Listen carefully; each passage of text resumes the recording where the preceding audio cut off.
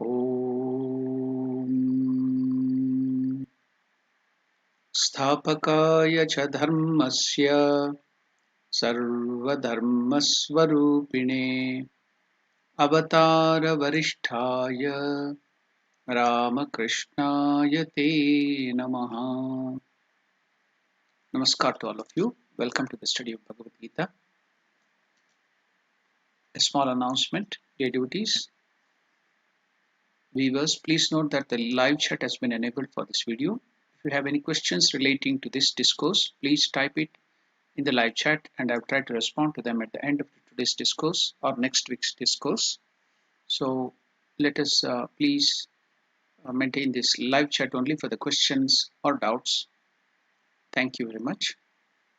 Now, before entering into the proper Bhagavad Gita, we will start with the chanting of the meditation, one of the verses on the meditation of Bhagavad Gita.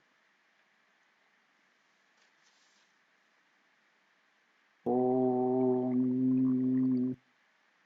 Vasudeva Sutam Devam Kamsachanuramarthanam Devaki Paramanandam Krishnam Vande Jagadgurum. Today we will be seeing a little about the 18th verse from the second chapter. Antavanta ime deha nityasokta sharirinaha anashino aprameshya tasmadyudhyasva bharata. The 18th verse in the second chapter. We have little more to be discussed about this, about the term aprameya. We had not completed the discussion on that. So we shall discuss a little on this term aprameya and then go to the next 19th verse. Now we shall chant the 18th verse, discuss something about it and then go to the 19th verse. 18th verse, Antavanta ime deha. I am going to now chant it. The second chanting will be for you to chant it with me. So it is displayed on the screen as well as you will be having books. Please chant it after me because chanting this verse will purify our mind because these are the words of Lord Krishna himself.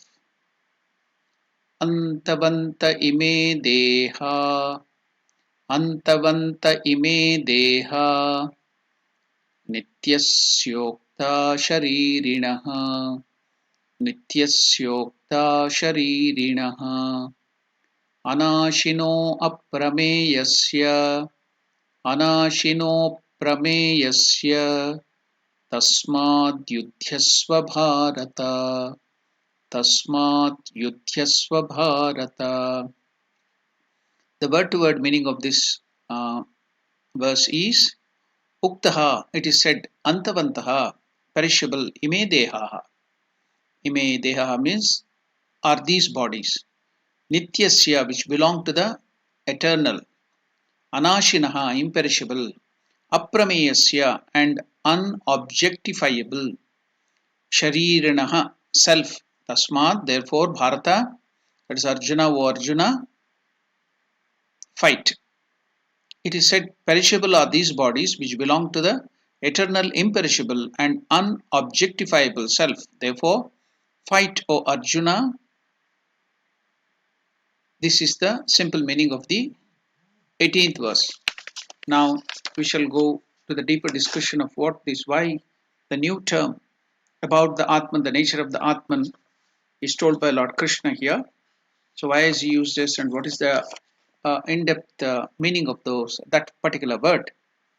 So now the Lord in this verse adds another important feature of the Atman in this verse, and that is aprameya. This Atman or your real nature, my real nature, is aprameya. What is the meaning of aprameya? Prameya means object of knowledge. It can be objectified. It can be measured. What is meaning of aprameya? So aprameya means it can never be an object of knowledge. You cannot measure it through any instruments, or you cannot find it out through the senses or the present state of mind. You can never know this Atman through these senses or measure it with any instrument. Now, then we can have a doubt. What is a doubt? The very big doubt is, if we can never know the Atman through our senses and the present state of mind, we cannot understand it. So, not even by any other scientific instruments. So, we will come to a conclusion that it is non-existent, because we cannot know by our senses. We cannot understand it by our mind. We cannot objectify or see it through even the subtlest of the instruments, the scientific instrument. Then we have to come to the conclusion that it is the Atman is non-existent. No, it cannot be like that. For this Atman or your real nature is the only real existence. That is the only real existence. All the other things we have studied earlier, that it is in this world, external world and internal world, other than the Atman, have borrowed existence. It is incidental existence. So it is not original existence. Only the Atman has that true existence. So all the rest, all the other are mithya or non-existent. If it is the only real existence, if Atman is the only real existence, then I must be able to know it. No, you cannot know it. Then it must be non-existent. So this is a puzzle, a sort of a puzzle. We can answer this, make you understand this puzzle with an example. So what is a puzzle? That which is ever existent but which can never be known. Again, I will tell that it's a little confusing. That which is ever existent but which can never be known. That which is ever existent but which can never be known. So the example by which I am trying to solve this puzzle is that of the photography or a camera. You have all seen the photographs or the movie which is caught hold of in the camera. So now, how can we explain this phenomena? So you see everything in the photograph. In this example of photography, you can see everything in the picture. So many people, chairs, pets, etc. Whether in the movie, camera of the movie or camera of the photograph or camera in the mobile, you can see so many things in that picture or in the film or in the movie. What is that? People can be, so many people can be there, pets can be there, chairs, tables, so many other things, trees, everything will be there in that picture. So many other things too. But there is one thing that is missing.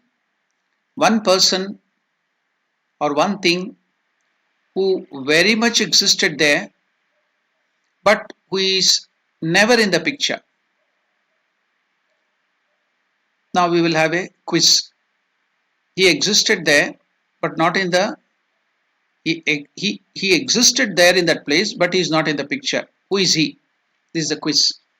The question or the quiz is, a person or a thing existed there in the picture or in the movie or in the film, but he is not in the picture. When the picture was taken or when the movie was filmed, somebody or something existed there, but never came into the picture or the movie. The question is, who is that or what is that? So the answer for this quiz or question is the photographer or the camera. And the camera, you can tell, the photographer and the camera. Suppose you may say that, what about automatic cameras with the timer or the present day selfies? So you need not, the person also can come. So we can see the instrument or the camera also can be taken. Then we have to change the question slightly. What is the thing present there instead of the person? There is another thing which is very much existed there, which existed there, but which never comes in the picture. What is that? Answer is camera or the photographer.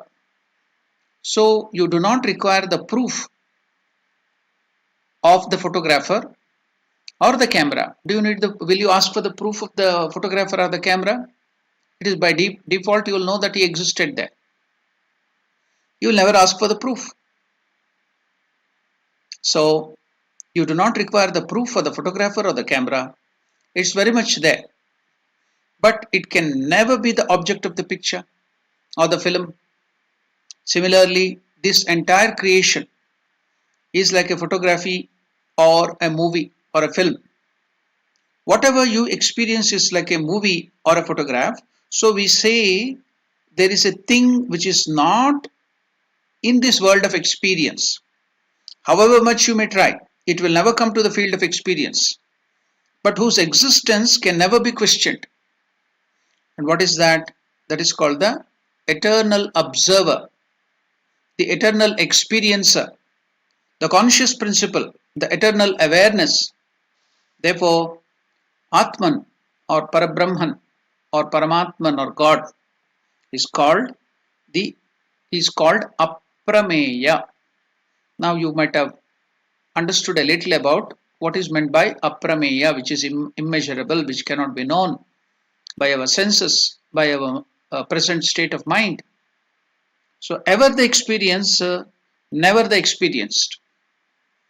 So it's a beautiful statement, you see. Again, I will repeat that. Ever the experiencer, never the experienced. So the Atman or you, that's your nature, yourself or myself, the Atman which is in me, I am that, really I am that. So ever the experiencer, but never the experienced. What a beautiful statement, isn't it? Ever the experiencer, never the experienced. So one more thing can be given, Sanskrit term. Ever the drik, never the drishyam, drik darshana. So you know that drik darshana viveka and other things you studied. So ever the drik, never the drishyam. So we want to know that in English, Sanskrit term is very, very difficult. So ever the subject, never the object. Ever the subject, never the object. Now, like this photography, film, camera, photographer and other things, another beautiful example can be given. The example of your own eyes. You can see everything except your own eyes, isn't it? We see everything through our eyes, our own eyes. But can you see your own eyes? You cannot. Then you may also question in the mirror. We see our eyes in the mirror. That is not your true eyes, it is reflected. You can see only the reflection, right to left and left to right, and everything is changed. So it is only a reflection, not the eyes as it is. Now just for humor, imagine the Lord had not created mirror. It would have been the greatest tragedy, isn't it? Other people may have described your face or your eyes like that of a lotus, or beautiful, most beautiful in the world. Your face is most beautiful in the world, or your eyes are so sweet. They could even have got away by telling a lie. Because if there was no mirror, then who could guarantee that you are really beautiful? Now, setting that apart, eyes, however powerful, they cannot see themselves. Similarly, Atman or consciousness, which I am, which you are, as the eternal subject, the seer, the drik, cannot see themselves. That is the reason why Atman, that is you, your true nature, cannot be known. So now you have understood why the Atman cannot be known, because it's always the eternal subject. So we gave so many examples to make you understand. So I am the eternal subject, the seer, cannot see myself. So Atman cannot see itself. You can become that, you can experience that. You can become that Atman, you can identify. You are now identifying with this body mind complex, and you are identifying with the external world, the sense objects. But you can identify now with your true nature, that's your reality, and you can experience it. But you cannot know it or see it. So that is what Krishna is trying to tell you. Aprameya, new term has been brought for the nature of Atman. So, Atman or your nature, awareness, consciousness is not prameya, but it is aprameya. So, if it cannot be made the object, if Atman, yourself, your true nature cannot be made the object, how can you kill it? If you have to kill somebody, then you have to make it an object outside. Then only you can take a sword, or you can take an arrow, or you can take fire or something and then kill it. Or you can put some coronavirus and kill it. So it cannot be, because you cannot make it an object. So Atman, your true nature, is aprameya. So it cannot be made the object. Then how can you kill? How can you? How can we kill anybody for that sake? So neither Bhishma nor Drona or anybody can be killed. As Atman, you cannot kill them. So Arjuna, perform your duty. Do not get into this mode of despondency and attachment. So that is what Lord Krishna is trying to tell Arjuna. So this was the term, that new term which came up, just like we were discussing. The nature of Atman, Lord Krishna is telling all through in this second chapter. So that was, Atman is eternal, Atman is the true thing, it is the only existing thing. Atman is all pervading. So now the new term has come. So you have to remember it. That's your true nature. It's your nature. It's for you to meditate on your real nature, that is Atman. That's my real nature. That's your nature. So you should know all these things. So now we have come to know the beautiful aspect of our own true nature, that is aprameya. So now we'll go forward to the next verse.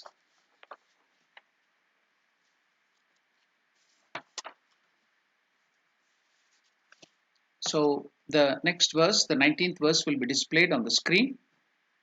Let us chant it. As usual, I will first chant it and then allow the time for you to chant, and I will also chant with you. That is meant that you should, it means that you should also chant. So please chant with me. The 19th verse in the second chapter, the Lord Krishna is telling Arjuna again, Ya enam vetti hantaram. Now it is your turn to tell. Ya enam vetti hantaram, yaschainam manyate hatam, yaschainam manyate hatam, ubhau tau na vijanito, ubhau tau na vijanito, nayam hantina hanyate, nayam hantina hanyate. Ya enam vetti hantaram, yaschainam manyate hatam, ubhau tau na vijanito, nayam hantina hanyate. So I will now break them into single words, separate words, and then give the meaning. Yaha, one who, enam, this, vetti, knows, hantaram, the slayer, yaha, one who, cha, and enam, this, manyate, thinks, hatam, slain, ubhau, both, tau, they, na, not, vijananti, in knowledge, they do not know, na, neither, ayam, this, hanti, slays, na, nor, hanyate, is killed. So this is the word to word meaning. Now we'll go to the simple meaning. Neither of them is in knowledge. The one who thinks that the soul can be slain, and the one who thinks that the first thing is the one who thinks the soul can slay, and the one who thinks that the soul can be slain. For truly, the soul neither kills nor can it be killed. The soul neither kills nor can it be killed. So now we shall understand this verse in a simple way by some examples. The illusion of death is created because we identify ourselves with the body. Now let us take the example of Ramayana. most of us know Ramcharitmanas. So especially in South Africa, people love a lot of Ramcharitmanas. They read Ramcharitmanas, Tulsidas, Ramayana. They like it also. They love it also. So now one line is there. Tulsidas tells in Ramayana, explains this as follows. What is that? John sapne sira katai koi बिनु जागे न दूरी दुख होई जो सपने सिरा काटई कोई बिनु जागे न दूरी दुख होई. What is the meaning of this statement of Ramayana of Tulsidas from the Ramcharitmanas? If we dream of our head getting cut, we will be dreaming in that somebody is cutting my head. Let me think that I am dreaming now in this fashion. If we dream of our head being cut, we will perceive its pain until we wake up, until we are in the dream, until we do not wake up. So the incident in the dream is an illusion, but the experience of the pain continues to torment until we wake up. And sometimes even after you wake up, you'll be looking at your head whether it is there or not. You may even be feeling the palpitation, and the heartbeat might have increased, and that fear would be there even after you wake up. So the incident in the dream is an illusion, but the experience of the pain continues to torment until we wake up and dispel the illusion. Similarly, in the illusion that we are the body, the mind, the ego, we fear the experience of death. For the enlightened soul, whose illusion has been dispelled, this fear of death vanishes. One may ask the question now, because it's a very, very pertinent question. Everybody will be confused. What is this question? Now Krishna has told nobody can kill or nobody can be slain. So I will repeat it again, because what is the confusion? Lord Krishna is telling the soul, many I have heard, and I have also noticed that many movies, the criminals will be quoting this verse of Krishna and telling that when he is going to murder somebody, will be quoting this verse telling that the Atman will not be killed, so I am killing the Atma, I am not killing anybody. So they will be wrongly quoting Lord Krishna like this. How do they, just like the devil quoting the scriptures, what is Krishna is telling? The one who thinks the soul can slay, and the one who thinks that the soul can be slain. For truly the soul neither kills nor can it be killed. So even if I have murdered that person, I am not the killer. And that person who has murdered has not been murdered. So the criminal can take the shelter under this statement of Lord Krishna. It's just like the devil quoting the scriptures, so it cannot be taken like that. One may ask that if nobody can kill anyone, then why is murder considered a punishable offense? The answer is that the body is the vehicle of the soul, and destroying any living being's vehicle is violence, which is forbidden. The Vedas, the highest authority of our Hindu scriptures, clearly instruct Ma himsyat sarvabhutani. Do not commit violence towards any living beings. In fact, the Vedas even consider killing of animals as a crime. However, there are occasions where the rules change and even violence becomes necessary. Ahimsa paramo dharma. But himsa also can be dharma when you have to fight against the unrighteousness. So violence becomes necessary, for example, in cases where a snake is approaching to bite you. Will you keep quiet? Or if one is attacked with lethal weapons, you have to protect yourself. Or one's life sustenance is being snatched away. Or some criminal is trying to harm your family or your country. Then violence is permitted for self-protection or protecting others. So in the present situation, What is appropriate for Arjuna, violence or non-violence, and why? Sri Krishna will explain this to him in great detail as the dialogue of Bhagavad Gita progresses. And in the course of explanation, priceless divine knowledge will be revealed to shed light on the subject. So when we go on in future, we will come to understand the right way. So now, if the criminal questions takes this cue from Lord Krishna's teaching and tell that I will be killing somebody, and tell to the judge, you can't punish me because I have not neither killed anybody nor have that person been killed. They are Atman, I am Atman. Then the judge also can tell you, the policeman also can tell you. He can shoot you or punish you or put you into gallows and tell that your Atman is not killed. It is only your body which is killed. I am the Atman and I have not done anything. So you have to also face the consequence. So you should also think that when the consequence comes, the karma comes back to you when you do the himsa, violence, do the criminal offenses, then you have to face the consequence. You have to face the music. So when the karma comes back to you in the form of punishment, then also you should tell the same thing. I am not in trouble. Atman, I am the Atman. So all the trouble is for the body, the death is for the body, the punishment is the body, and you have to keep quiet in the same argument. So you cannot wrongly quote. You will be in trouble if you quote in that wrong way. So now we shall go to the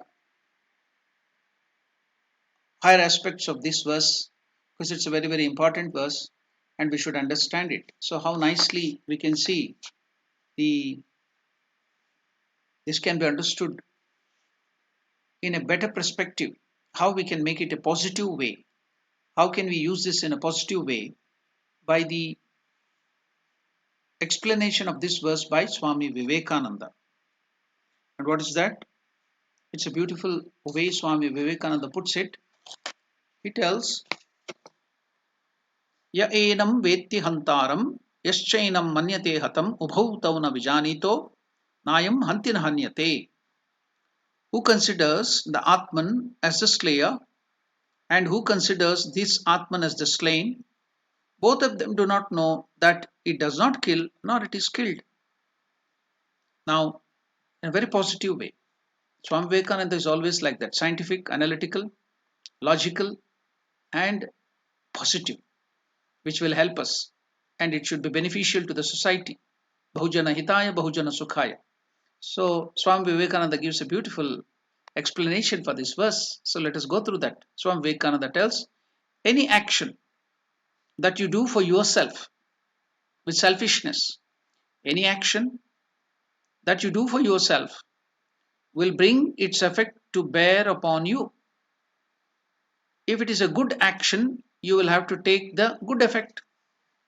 And if it is a bad one, you will have to take the bad effect. But note it, very, very important. Note this explanation of Swami Vivekananda now, it's very, very important. But any action that is not done for your own sake, without any selfish motive, whatever it be, I'll again repeat it, but any action that is not done for your own sake, for your selfish gain, whatever it be, will have no effect on you. There is to be found a very expressive sentence in our scriptures embodying this idea. Even if he kills the whole universe or be himself killed, he is neither the killer nor the killed.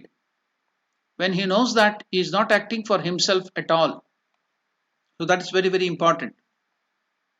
Without any selfish gain, without any selfish motive, whatever you do will not stick to you. Can any example be given? Yeah, a beautiful example. What is that? Now, a soldier goes with his gun, the machine gun or something, to the battlefront. And he kills so many enemy soldiers or the terrorists. So he has killed maybe hundreds of terrorists with a machine gun. So he has killed with a machine gun. So he has come back victorious. So all the bad guys, the terrorists, has been killed. So now the country, the state will recognize him, give him rewards, so many rewards, so many Veerachakras and other things will be given, and he'll be, even they will give him promotion. He has done the act of killing. But the same soldier, now when he's in the house, he has the same machine gun or some gun with him. The neighbor, there is a quarrel for the property or something, he gets angry, he goes and kills that neighbor with the same gun, one person. But the government will imprison him and give him punishment, severe punishment. The act was the same, taking the gun or the machine gun and killing the person. There in the battlefield or killing the terrorists, hundreds were killed. And he was rewarded for that. And here he killed just one person and is punished for that. Why? Because of the motive. What was that? Here it was selfish. For his own property, he killed the neighbor. But there he sacrificed his own life. It was for the country. It was for saving the people. It was for the nation. So he sacrificed his own life. No selfish motive, unselfish. So he was rewarded. It's just like that Swami Vivekananda is giving a beautiful way. Such a positive approach of this verse. So there is to be found a very expressive sentence in our scriptures embodying this idea. Even if he kills the whole universe or be himself killed, he is neither the killer nor the killed when he knows that he is not acting for himself at all, if there is no selfish motive. Therefore, Karma Yoga teaches you, do not give up the world. Therefore, Karma Yoga teaches you, Swami Vivekananda is telling, do not give up the world. Live in the world. Imbibe its influence as much as you can. But if it be for your own enjoyment, for your own selfish ends, selfish enjoyment's sake, work not at all. Enjoyment should not be the goal. Then these things will not touch you. So a positive approach and a beautiful way of explaining this shloka has been given. So what is important thing is unselfishness, absence of ego. So that is a very important thing here. Then the whole scenario changes. So now we have seen how Swami Vivekananda has explained this beautiful verse. Now we shall go to see some more others, different angles by which the same verse can be explained.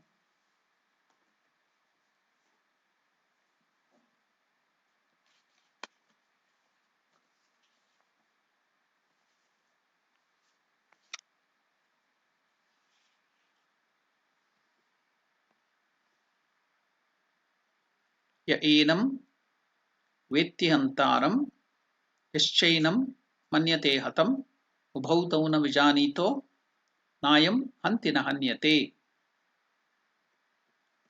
Now, what is Lord Krishna trying to tell?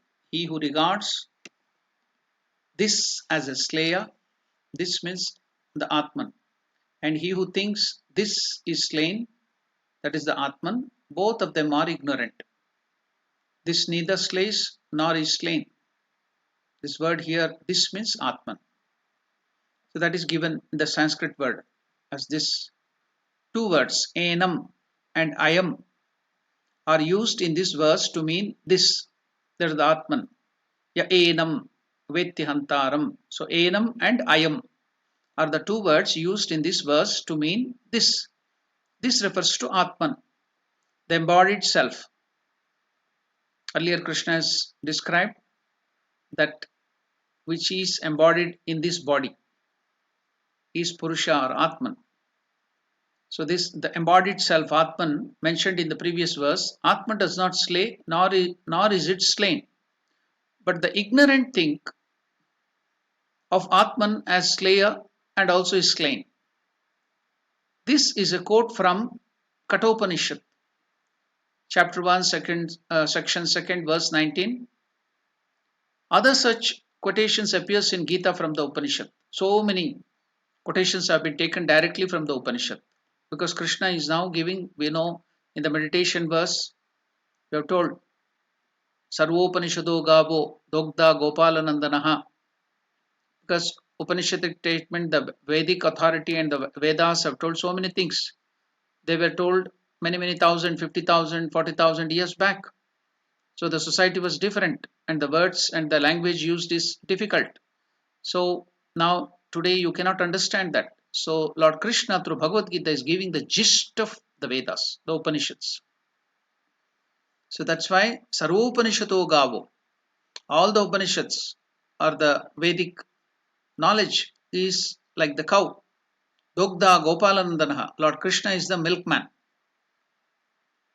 And who is the calf, by which now calf is used to get the milk from the cow. Otherwise it will not give out the milk. So Arjuna is the calf through which Lord Krishna is milking the cow called Upanishad. So all the essence of Upanishad and Vedas are given in the Bhagavad Gita to the present day context so that we can understand. That's why now sometimes the Upanishadic statements are directly put into Gita. So many things are there like that. So one of them is this one. So from the Kathopanishad, this is a quote from the Kathopanishad, chapter 1, section 2, verse 19. Such other quotations appear in the Gita from the Upanishads, because Lord Krishna is telling nothing but the essence of Upanishads or the Vedas, which are considered the primary philosophical literature, because Vedas are our supreme authority. Now let us try to understand what Lord Krishna is trying to tell by different examples. See if we give some examples, the present day examples especially, to make it more relevant and for you to understand, we have to give the day-to-day examples. Then you can grasp it very nicely. So what example? All of you will have vehicles, you know petrol, you know diesel. So let us take this example. The role of Atman in a human being is very much like petrol or diesel. Let us now take petrol, because too many things it will confuse. Let us take one thing as petrol in a car. Petrol provides the energy for movement in all the vehicles. No car can run or no vehicle can run without petrol. Yet petrol has nothing to do with the car's movement. Why? Petrol has no desire to go anywhere. Now, without the owner of the car starting the vehicle with the ignition or whatever, the automatic switch, the petrol doesn't start it. You have to switch on the ignition, then only it starts. Or the petrol doesn't decide where to go and what to do. It is another person who's doing that. So yet petrol has nothing to do with the car's movement. Petrol has no desire to go anywhere. The driver chooses the destination.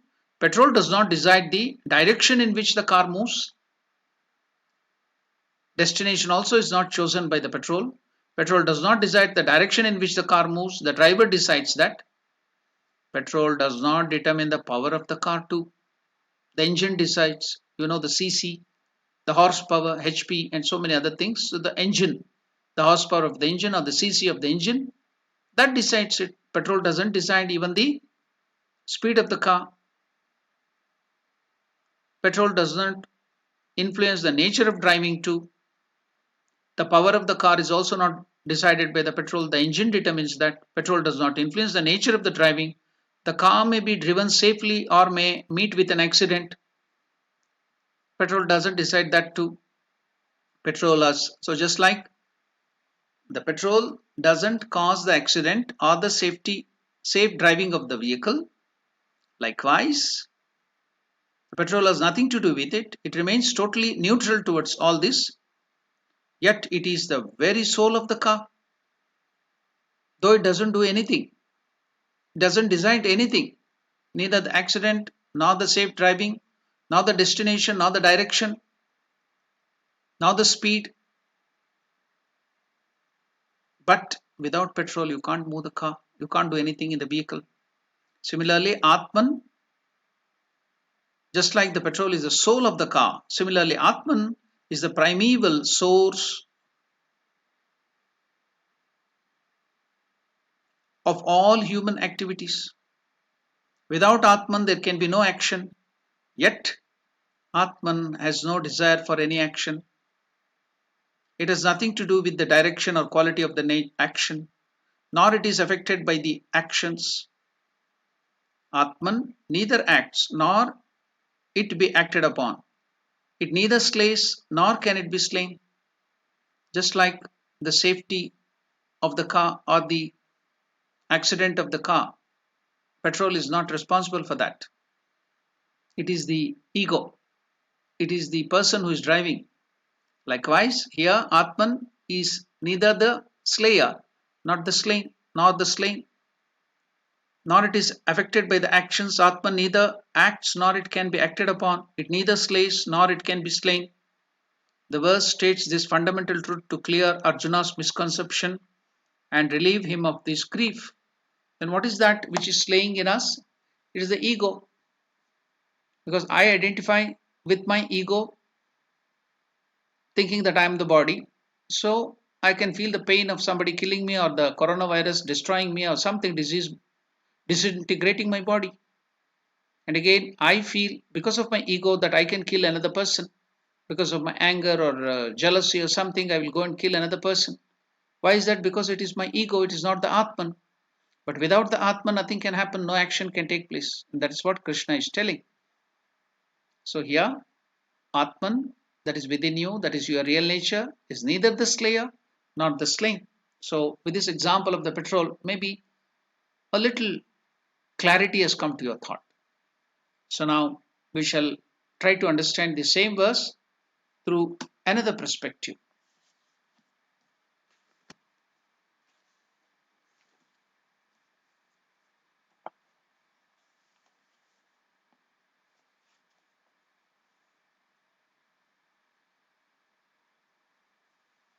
य एनं वेत्ति हन्तारं यश्चैनं मन्यते हतम् उभौ तौ न विजानीतो नायं हन्ति न हन्यते. He who holds Atman as a slayer and he who considers it as the slain, both of them are ignorant. It slays not, nor it is slain. So sometimes we think, we people, human being thinks, I am ruined, laments the man who suddenly loses his very much loved fortune. Is he really ruined? He has lost only the wealth. He is not ruined. He is stronger. He has strong hands, arms, brain, everything, intelligence. He is not ruined. He can again earn that fortune. But once he loses the fortune, the human being tells, I am ruined. He laments the man who suddenly loses his very much loved fortune, though he is different from the wealth. I many times give the example of that car. When you are moving in the car, when you are maneuvering on the unscientific hump, so the underbelly of the car will be rubbed and the owner of the car will feel the pain. The car doesn't feel the pain. Likewise, though he is different from his wealth, identification with it drives him onto this deluded position. He starts lamenting, telling that I am ruined. Nothing has happened to him. Though he is different from his wealth, identification with the wealth drives him onto this deluded position. Attachment to the body, attachment to the unreal thing, Anatman, makes one feel this physical death. Make one feels that physical death is death to the Atman, death to yourself. That's not so. But the immortal self remains unaffected by all bodily changes. The change is only in the external, the body, the ego and the mind, but not in the Atman, that is your true nature. Example is given is as the sky. The sky is ever itself in the midst of clouds, coming and going. So much of varieties of colors, hues, clouds come and go in the sky. Is the sky affected by the clouds? It looks as if it is affected. In the rainy season, when there is so much of cloud, you may think that the sky is covered for so many days, weeks, months maybe. As the sky is ever itself in the midst of the clouds, coming and going, the Atman is changeless while the bodies change. So that's why Krishna is telling in this manner that you are neither the slayer nor the slain. Now, with this another example and perspective, we have come to know another aspect of this verse. Now, let us go to a beautiful way of seeing it. What is that? We will go to the earlier verse, the meaning of the earlier verse, and the earlier verse, and connect that nicely now. So that when you connect all the three verses earlier told by Lord Krishna, you can understand it better. So how shall we connect it? I will not quote all those verses, but I will give that idea gist of all the earlier two verses and connect them now. Now we'll get a link, very nice link. What is that?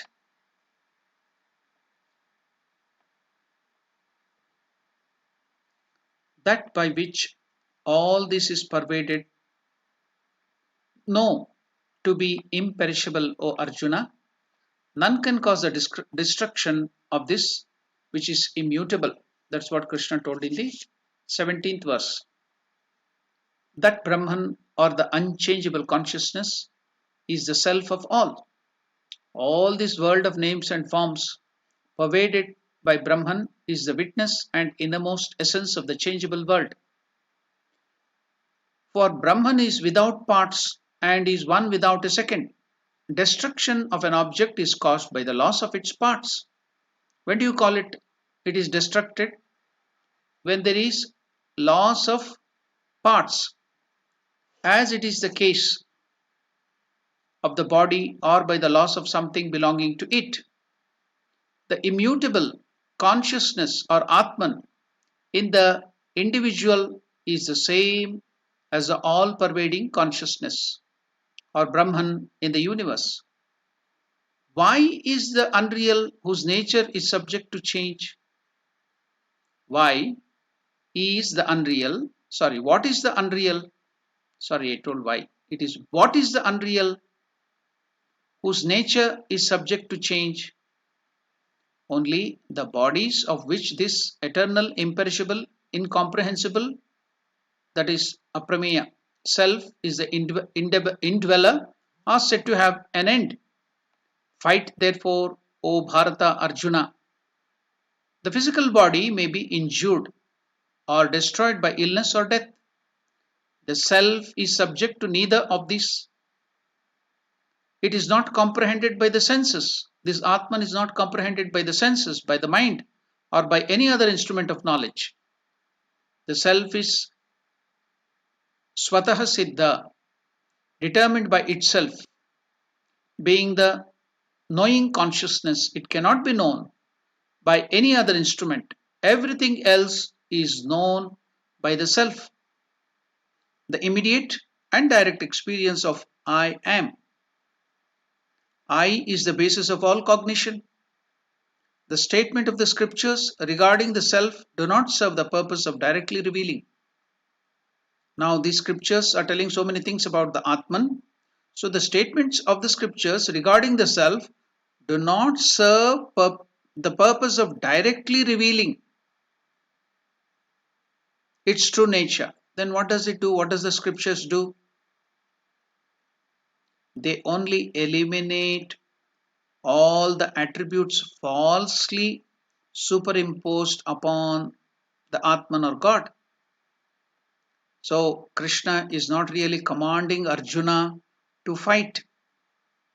Arjuna, following his dharma, that is, he was a warrior, he has to fight, had come to the battlefield determined to fight. He had not come to the battlefield to give up everything and become a sannyasin. Why did Arjuna come with arms and chariot and everything? To run away, is it? To go become a sannyasin, is it? He had come there to fight, determined to fight. He had come to the battlefield. He refused to fight on account of his ignorance about the true nature of the soul.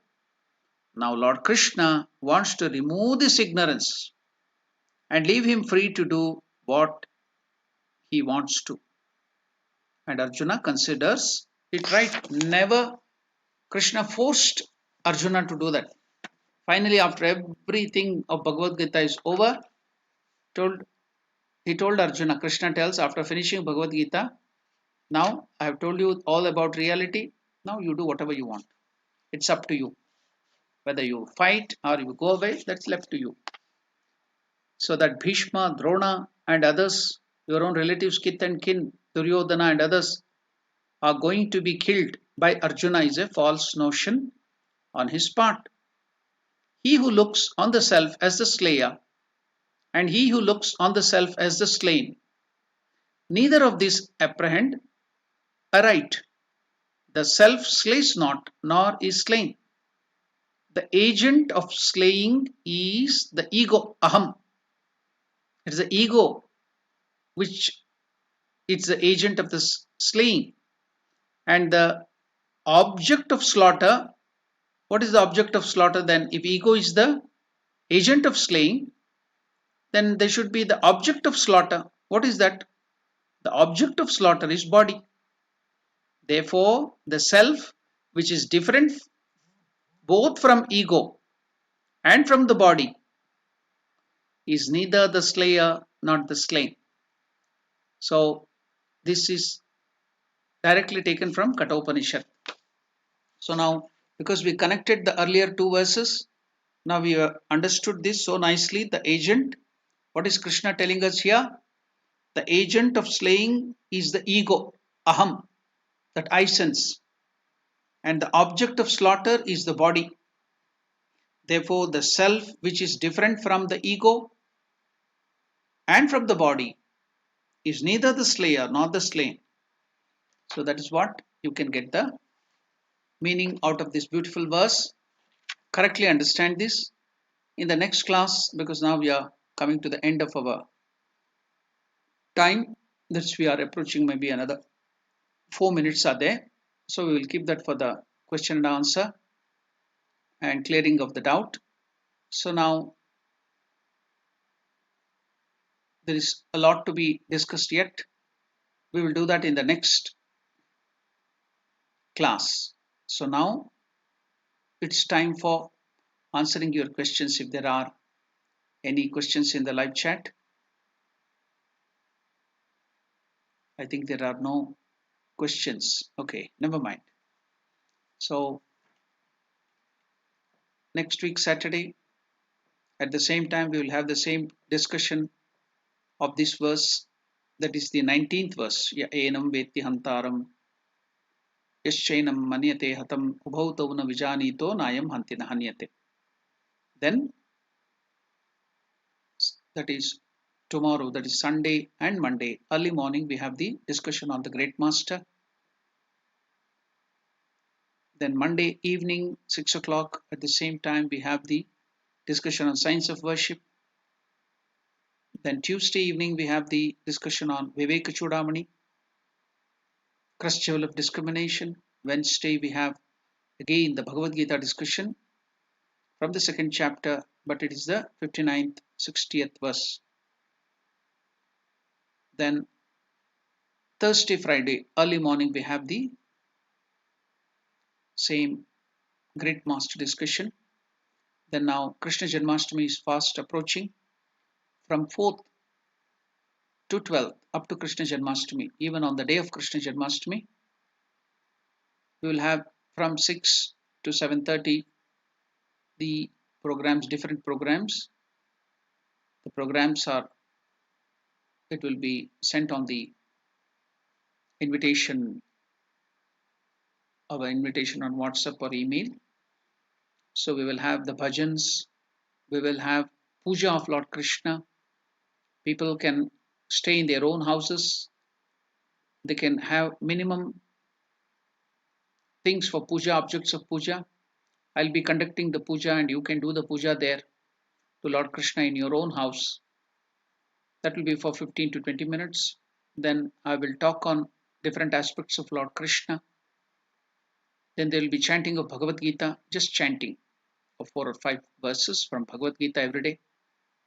Then there will be different bhajans on Lord Krishna. So all are welcome to that 7 or 8 days of Krishna Janmashtami celebration. Every day evening at 6 to 7:30 it will be there. So on the day of Krishna Janmashtami, it will be 2 hour program or 1.5 hour program. All are welcome. You can also participate in the puja. You yourself can do the puja in your houses. So all are welcome to these programs. Thank you. Namaskar. Om Namo Narayana. I will close today's discussion by the chanting of the verse on the meditation of Bhagavad Gita. Om Mukam Karoti Vachalam Pankhum Langhayate Girim Yatkrupatamaham Vande Paramanandamadhavam. Om Shanti Shanti Shanti Harihi Om Tat Sat. Shri Ramakrishna Arpanamastu.